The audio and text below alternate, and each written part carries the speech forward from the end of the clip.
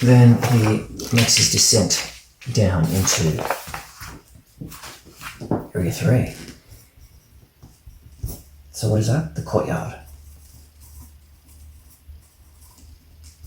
Now, at this stage, I don't think we need to worry about dungeon events or whatever Forbidden Lands calls. I think that did you have events at the back? Oh yeah, because I had a look at that before. But I think he's moving on fairly quickly. He's climbed the wall, he's fought the stone ravens, he's now taken a short rest, which only takes a few minutes, and then he's descending. So I don't think we have to worry about any further events at this stage. So, alright, the Courtyard, let's see. Oh no, so you got to climb down first. Okay, let's do that. 7, yes. 16, that's actually a great success. So he climbs down successfully. Unlike his ascent, his descent is flawless. Drops into the Courtyard, Area 3, okay. Once on the inside, you stand in a courtyard laid with stone. On the other side of it, you see a broad staircase that runs up to a large open gate. Alright, I assume this. Along the stairs you see statues, all depicting the same warrior in various poses. The same warrior. Interesting. Oh yes, well, wasn't this the, it was a tomb of some elf. Wasn't it? The King's Headsman.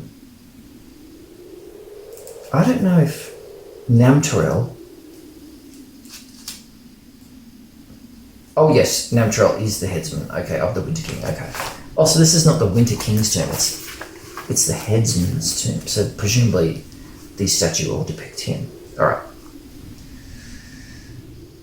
So naturally, he's being sneaky, and Kornak is sneaking up towards this gate that he spies. Lying here at the base of the hall. Oh right. There are 3 to 6 corpses here, fallen to their deaths or been slain by the stone ravens. Ooh, no, that's nasty. Alright, you can search their bodies, you might find something. Awesome, alright, we're going to call that, yep, we're going to make that a carry loot. Let's see. I think we're going to say, so we'll roll the bones to see if,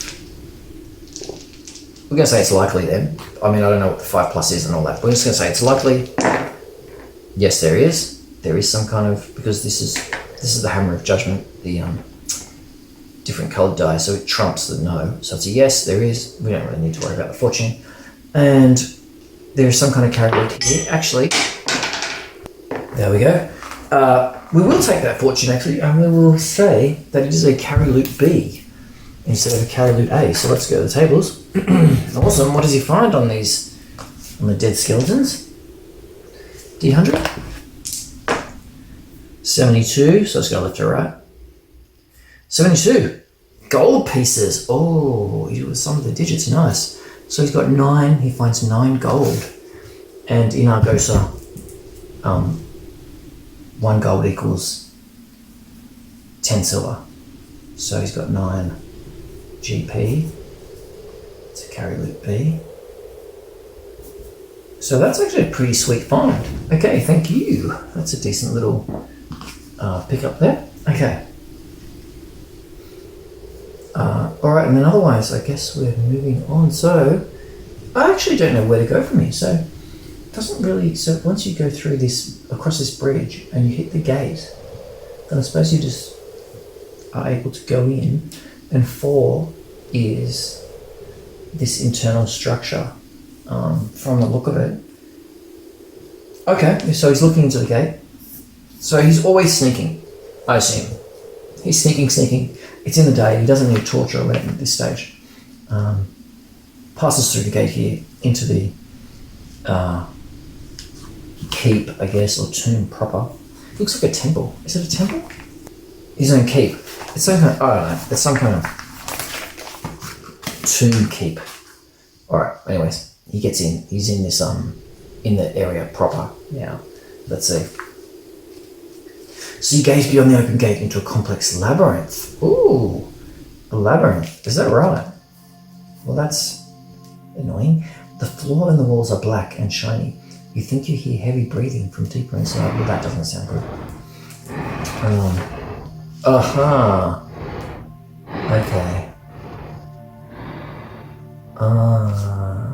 Alright. Oh, it's a puzzle. Look, I don't like it. No. Okay. Alright. Oh, right, events. Okay, awesome. Alright, I see. Oh, I like it. Okay then. Alright, so he's got to wander the labyrinth. I see. To progress further. Alright then. So... Oh, it's guarded by an ancient minotaur. Oh shit! That's so awesome. Okay. Alright. Alright, so I personally am not a big fan of puzzles. I mean, I don't mind them actually when I'm playing with a group. It's not too bad. But I think for solo, it doesn't really work because obviously I'm the player and the GM, so I can see the map and I can see the solution. So that's not really going to work. So what we'll do is we'll just make an intelligence check for Kornak to see if he can figure out the way through the maze. And I mean, intersections, okay, when you reach an intersection, roll on the table. Oh, awesome. Awesome. Okay, so, well, I think we'll just make an intelligence check, and depending on, what we can do, actually, yeah, alright, this is gonna work. We will treat this under the Argosa rules as a montage, right? So he's sneaking through the labyrinth. Apparently you can hear the heavy breathing, so we know something's in here that might be trouble. Montage, here we go. And so he's sneaking along, he's trying to navigate the labyrinth to get to the other end. So we'll do it as, we'll use this roll to figure out how to navigate it. Alright, so what we'll do, so you need 6 successes to successfully make it to the end of the labyrinth. PCs have to say what they're doing. GM decides whether the challenge level, let's say it's hard. So 2. If you get, each failure triggers a complication or maybe an event, and if you get more failures than, if he fails more than up to twice, then he has failed the endeavor, which will mean, I think, that he encounters a minotaur before he makes his way out. Okay, otherwise he can slip through. If he manages this montage, then he will slip through the labyrinth before the minotaur catches him, but otherwise he's gonna have to face the minotaur. Okay. Okay, so for his first attempt, he will simply try and nut out the way, I guess. You know, he's going back and forth through different avenues of the labyrinth and trying to figure out the way forward. So we'll just make that an intelligence check. He probably doesn't have anything. He's got wilderness law, but I don't think that really would necessarily apply. So I think it's just going to be an intelligence check. 15. Well, that, my friends, is a fail. So so he's failed once. Now was that? Yeah, it was a normal failure. Okay. So alas, fail number 1. Well, that didn't work well. So he sort of had to backtrack, and he can hear the heavy breathing coming closer. Actually, no. Yeah, let's roll for an event then. So D66. That's an easy way to do it. 61. Oh, that doesn't sound good. Ooh. What? Events in the labyrinth. 61. The minotaur lies dead upon the cold stone, felled by the spears and axes of another group of adventurers. D3 dead adventurers lie next to the fallen beast. Chance to find. Roll once on the carried vapor. Oh my god, so this actually is awesome. This is like totally rad. So someone else killed the minotaur, so the breathing that he heard, I think we're going to have to say there's more than one minotaur. Because otherwise that wouldn't really make sense. Okay, so there is a slain minotaur here, and we're just going to say there is some kind of valuables. Let's make it a valuables A roll. So, awesome. That actually worked out nicely. Alright, so valuables A, let's go, D100. 03.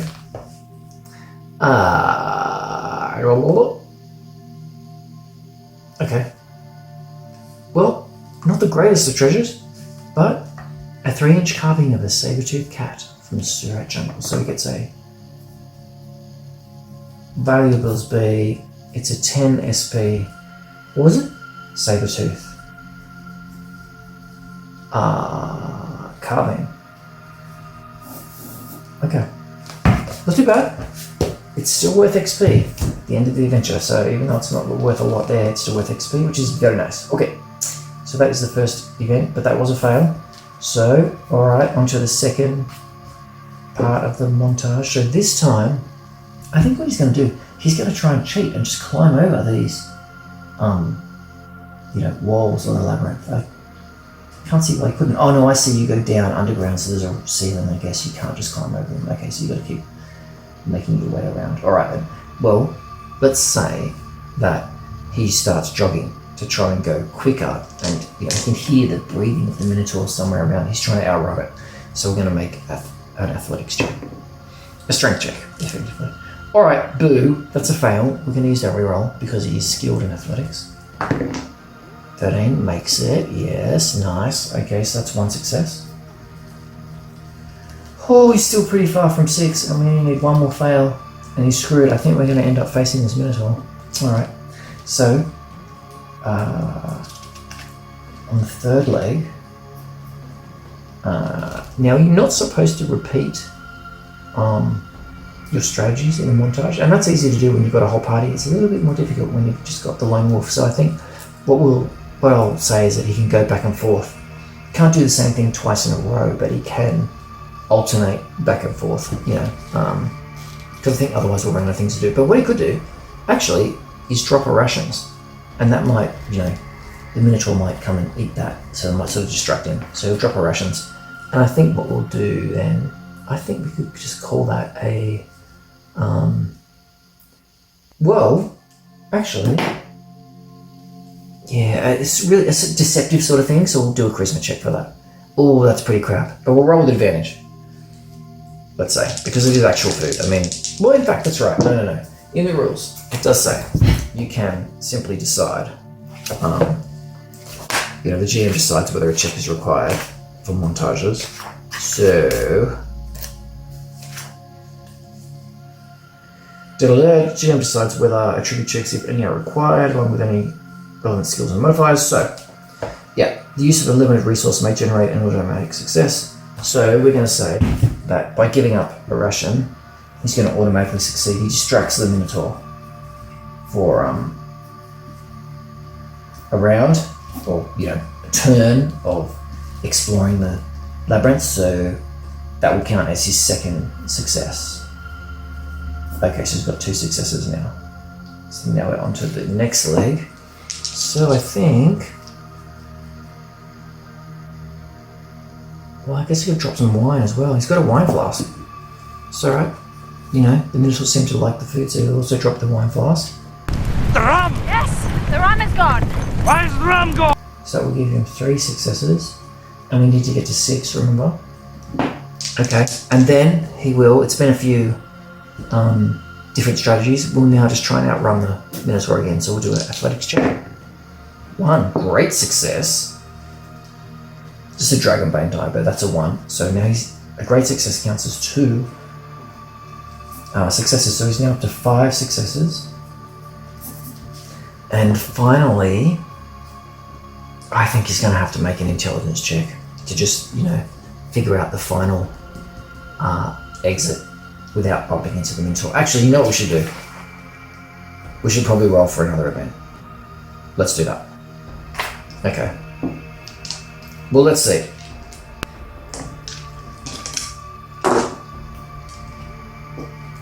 Alright, so we are looking at, what was it?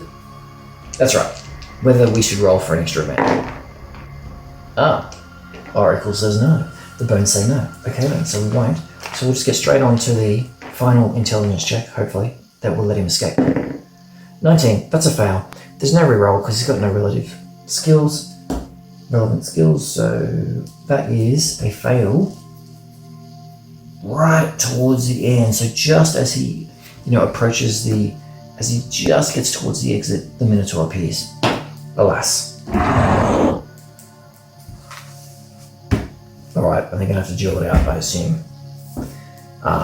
So he's enslaved by the Winter King. The unfortunate guardian is the Minotaur Roctar.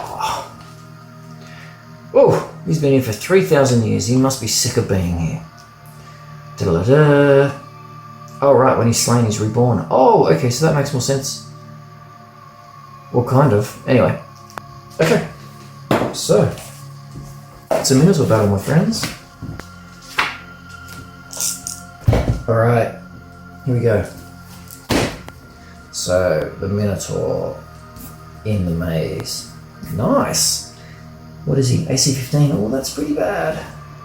Hit dice. 5+4, okay. So he's HP. Let's roll that.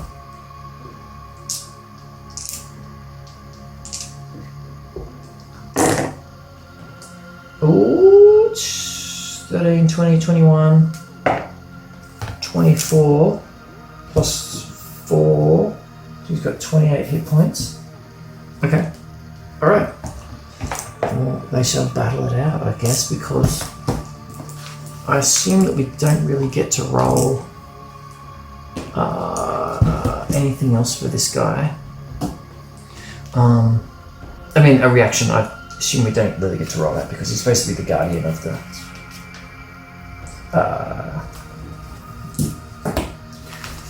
the maze, so I think they're just going to have to battle. Alright then. So, initiative check. They're both ready there.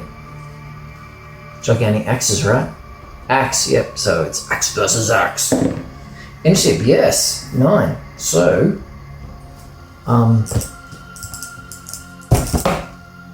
yep, even with the minus penalty, Kornak is going first, so he makes his 2 attacks. Ooh, is that a hit? +5, yes, because it's AC 15. Okay, that is a hit, and that, but so it's 2 hits. Let's see, D12. It's gonna do some. Oh, well, that's a bit shite. 5 plus 4, 9 damage. Okay, so he's down to 19. Now, could try and use a major exploit to, for example, well, you know what? This is probably like a boss. Well, if not a boss, it's like a heavy. So I think you're able to do things like cut its limbs off. At least until it's until it is wounded, which means it's got the wounded condition, which means it's less than half its hit points. Yeah. They got major exploit protection. So it's got to be wounded before. Yeah, we'll treat it as a boss. Okay. And it's got D4 plus 1 rerolls. Okay, we better check that too. So its rerolls are. They can be used for anything, by the way. 2. It's got 2 rerolls. Okay. That's gonna suck. Alright. So, Minotaurs go. It rolls and tries to smack him with the axe. 12, that's easily a hit. Don't need the reroll. Okay, damage is, what is it? 2d8, that's pretty nasty. Oh, 4. Nice, we'll cop that. So 4, it's not so bad. Down 13. Okay. Next round, let's go. Initiative. Oh, no, Minotaur's going first. Okay, here he goes. 12, that's a hit. Damage. 5, okay, it's not too bad. Down to 8. Oh no, wait. Oh yes, of course, I've got to roll, because he's a lone wolf. Oh yes, so, on the first hit, Kornak got to do a counterattack. Oh, for 30 damage, he absolutely smashed him. Alright, and on the second one, oh, he gets the counterattack again. 6, 8, yes, defeats him, okay. Nice. So this Conan, like, in the making, Kornak manages to take out the Minotaur. He did suffer some serious damage, but not too bad. So after that battle, we will say that he attempts a short rest. So So he slices, cuts down the Minotaur with his mighty axe, and then takes a short rest. Let's see. So to a lone wolf, it's 3. Fail, fail, fail. Okay. Well, boo. He gets nothing. But what we can do, we'll spend a reroll. Oh god, he's down to 0. So this is getting serious now. 6, yes. Lucky. Just makes it. So he's going to get back half his hit points again. Half his lost hit points. So he has lost 23, 11. So he's going to get 11 back. He's going to be back to 19. Okay. Alright, and the way I like to think about this, so he's back to 19, it's sort of like, you know the movie Die Hard, right? Where Bruce Willis is getting beat up constantly. But in between encounters, he gets some time to recuperate and find his second wind. So even though Kornak is clearly beaten up, he's got, wounds from various, from the stone ravens and wounds from the bleeding wounds from the Minotaur. Nevertheless, he has found his second wind. He's going to press on with 19 of 31 hit points. Okay. Alright, now it doesn't say that there's any treasure here. So, that's right, he did find the saber-tooth carving, so I guess he's already found his treasure in this little section. And we're moving through the labyrinth and onto... So I guess that was area 4, right? What's next? Oh, okay. Alright, here we go, look. This is a better map. So, he's made his way through, defeated the Minotaur.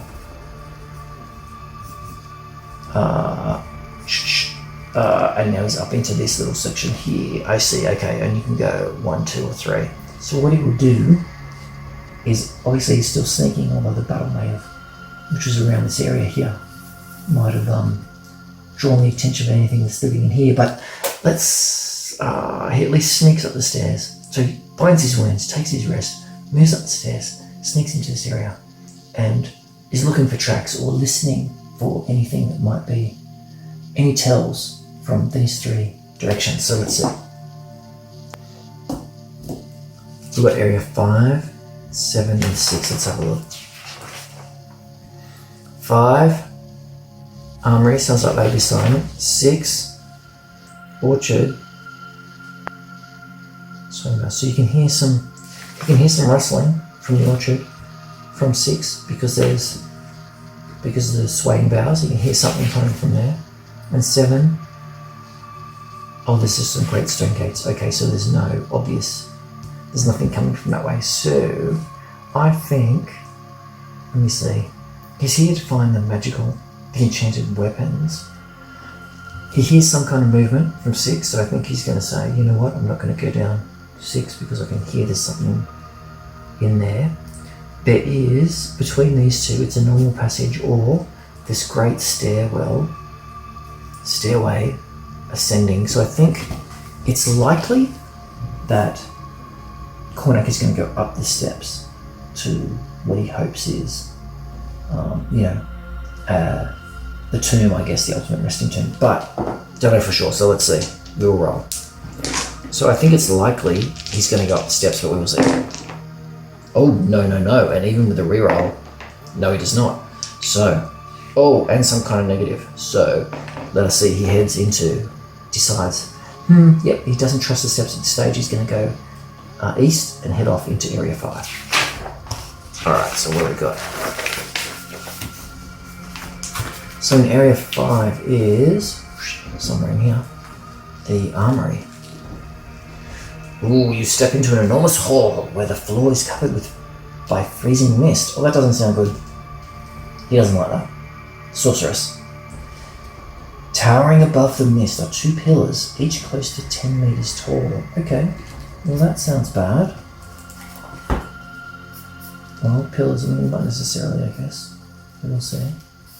Yep, okay. At each one stands a 3-meter tall statue. Oh yeah, okay, what? Demonic creature? Okay then. Well, that's not sounding good. Demonic. One of the statues is good. Oh, there's such an axe theme in this adventure. Okay. and one's got plate mail. Okay, one of the statues wields a double axe and the other is clad in black full plate armor. So there's 2 pillars, 10 meters tall. Oh, atop each one is a 3 meter tall statue of a demonic creature.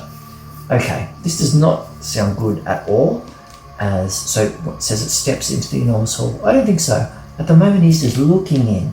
He's looking in from the passage and deciding whether he wants to go into this room.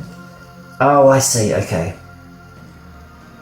Oh, right, so his axe and his plate mail. Oh, so this is not a carving of a giant axe, a double axe, and a carving of plate mail. The statues are actually, these are the actual weapons of Namteral's, his axe and his plate armor. Okay, well that's different, because this is possibly what Kornak has come to find. He wanted to retrieve these enchanted items. So I don't know if this is them, but he's going to explore it. So he's definitely going to go in here to this area 5. He's entering the hall and creeping in to see whether he can steal perhaps the axe. I don't think he's too worried about the plate armor, but he would like that axe. A mortal creature, diddle-doo, nightmares, diddle-doo, okay. Different zones, doesn't matter. Okay, 2 creatures, 2 statues. Oh, of course, they're bloody guardians. Okay. Spring to life. If someone touches their pillar, okay. Right, I see it, and they attack, okay. Alright. Alright. The axe. So the axe is magical. Okay, awesome. So this is it. This is what Kornak has come to retrieve. So there are 2 stone guardians, but let me just double check that. So what he does, he creeps into the room, he spies the axe and thinks, yes, that's what he wants. So he approaches. He's got no rope or anything to try and, or grappling hook to try and sort of hook that axe out of the statue's hands. So he does at some point have to touch the pillar to try and ascend to grab the axe. And according to the text here, that causes the if they touch the pillar, then it sinks into the ground. It takes 2 rounds for the pillar to sink all the way, and the stone guardian steps off to attack. Alright. And if they flee, the stone guardian will follow. Okay. Alright. Okay, let's see then. So he does set off. Wait, is it both or just one?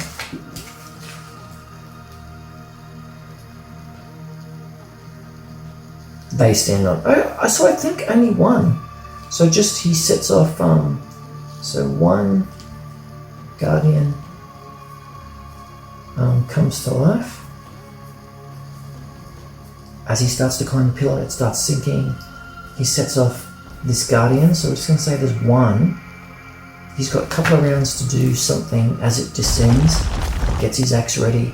Let's see what he might be able to do. I don't know if there's that much he can really do. I mean, a stone guardian's not going to be affected by flaming oil.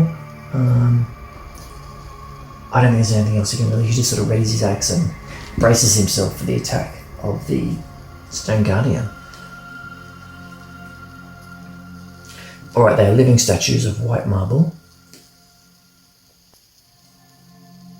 They use the magical artifacts also. This is it. This is the magical artifacts. Okay.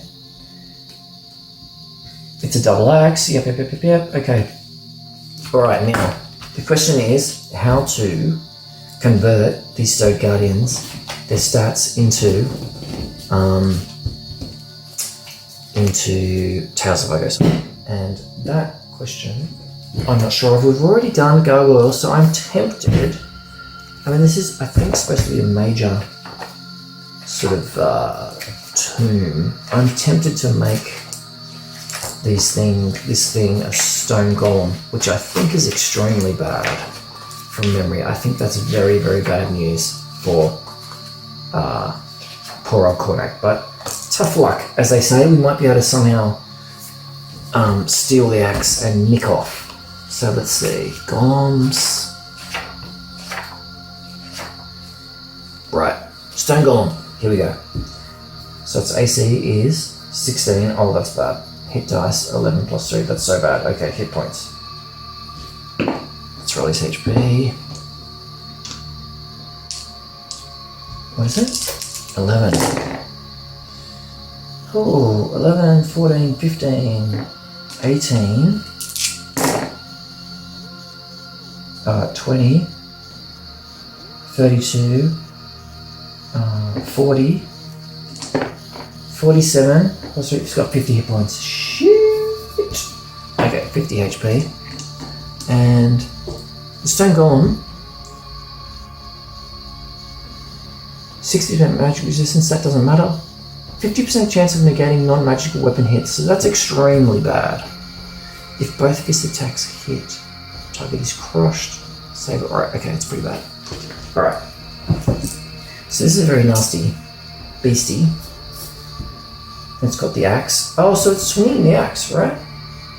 So I think we don't have to worry about both fist attacks because it's actually attacking with the axe. Alright, so we can ignore that at least. And what damage does it do? 2d6. 2d6 with a fist, and well, let's make it 2d8 with the axe. That seems fair. Okay, so it's got two different attacks at plus 11. He is in deep doo-doo because his AC is 13, and this thing gets plus 11 to attack. So this is a very bad guardian. Alright. So, really, probably, the only chance for Kornak is to try and disarm the creature. And I think what we would say is that because it's this gigantic stone golem with inhuman strength of, what has it got? Its strength is 22. It's going to have to be a major exploit to, trap that axe in a way that he can use the leverage with the floor and bust that axe out of its grip. So that's what he's going to try and do. Because a normal combat against this creature is going to probably destroy him without too much trouble. So, alright, first things first. Initiative. Yes, 4. Kornak goes first. So, he's going to do 2 attacks, and with both of those attacks, he's going to try and break and disarm the stone golem. Well, that's a double fail. Hopeless. Alright, stone golem. First attack, fist. Oh, that's a hit. Alas. Oh no, wait. So, because he's a lone wolf, we get the fortune die roll. Oops, wrong one. Here we go. Nothing. Oh, so he's just going to cop that damage. How much is it? 2d6. Shoot.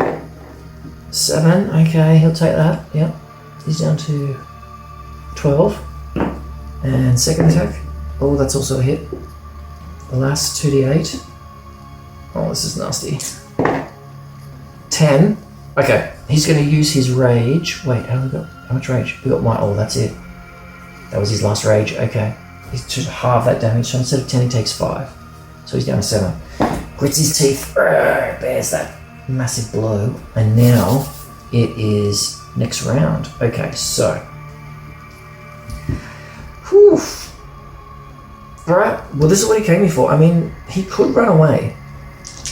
He could run for it. The Stone Guardian presumably is quite slow, so I think I'd probably give him advantage on a running away check, but that's not what he's here for. He wants to disarm that axe and then get the hell out of here with it. Now,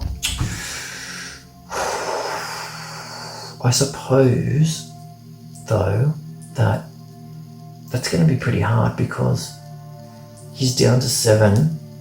The odds of the Stone Golem missing him are very low, so he almost certainly will get hit.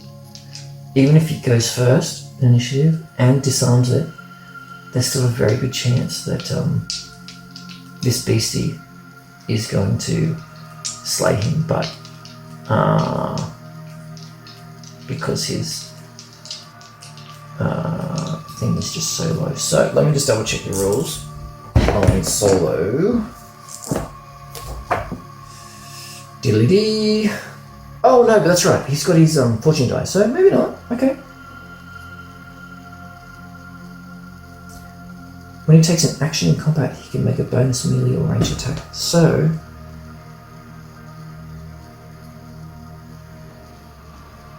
he actually can technically dodge, use his action to dodge, which will impose disadvantage on the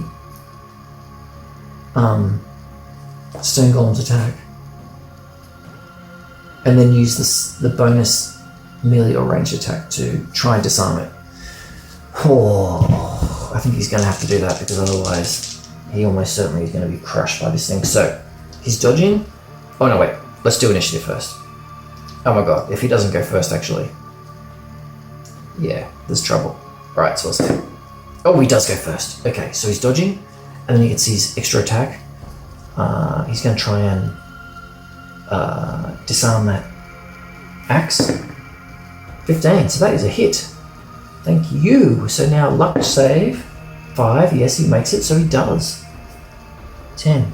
He manages to dislodge the disarm the stone golem of the axe, which is what he wants. Okay, it falls on the floor, skitters away, and now the guardian is going to attack him twice with its fists, but at disadvantage because Kornak is dodging. So first attack. Oh Jesus! Well, that